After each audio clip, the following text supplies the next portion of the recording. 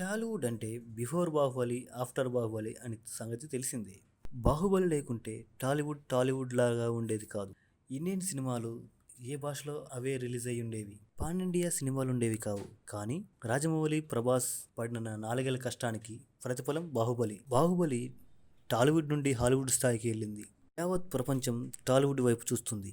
అలాంటి master piece Baahubali part 1 ఇప్పుడు రిలీజ్కు plan చేస్తున్నారు. ప్రస్తుతం టాలీవుడ్లో రిలీజ్ ట్రెండ్ గట్టిగానే నడుస్తుంది. రిలీజ్లోనూ కొత్త రికార్డులన్నీ నమోదవుతున్నాయి. రీసెంట్గా సీతమ్మ వాకిట్లో సిరిమల్ల చెట్టు మూవీ రిలీజ్ అవ్వగా సూపర్ రెస్పాన్స్ వచ్చింది. మార్చి 21న సలార్ మూవీ రిలీజ్ కానుంది. ఈ సినిమా అడ్వాన్స్ బుకింగ్స్ వారం రోజుల ముందే దుమ్ము లేపుతున్నాయి.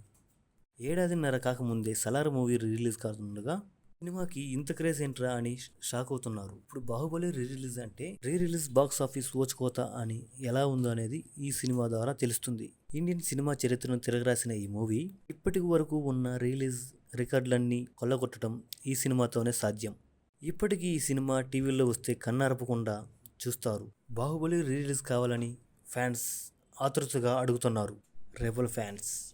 ఈ నేపథ్యంలో తాజాగా నిర్మాత శోభు యార్లగడ్డ రెస్పాండ్ అయ్యారు. ఈ ఏడాదిలోనే బాహుబలి 1, బాహుబలి 2 రిలీజ్ చేస్తామని చెప్పుకొచ్చారు.